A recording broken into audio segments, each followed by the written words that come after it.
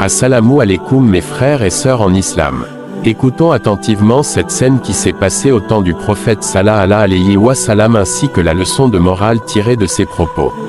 D'après le compagnon Abu Huraïra, qu'Allah l'agrée, un homme vint réclamer au prophète sallallahu alayhi wa sallam son dû, sa dette d'une transaction commerciale de façon brutale.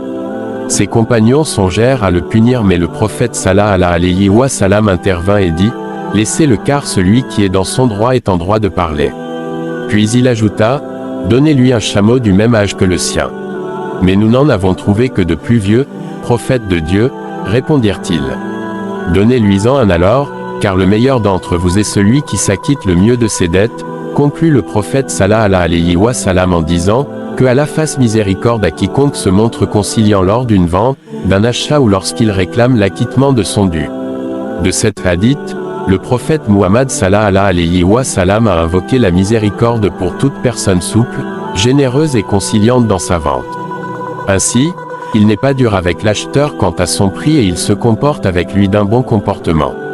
Il est souple, généreux et conciliant lorsqu'il achète de sorte qu'il ne déprécie ni ne diminue la valeur de la marchandise.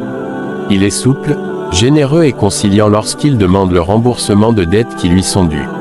Ainsi, il n'est pas dur à l'égard du pauvre et de l'indigent. Il demande plutôt son dû avec douceur et bienveillance et il accorde un délai à la personne en difficulté.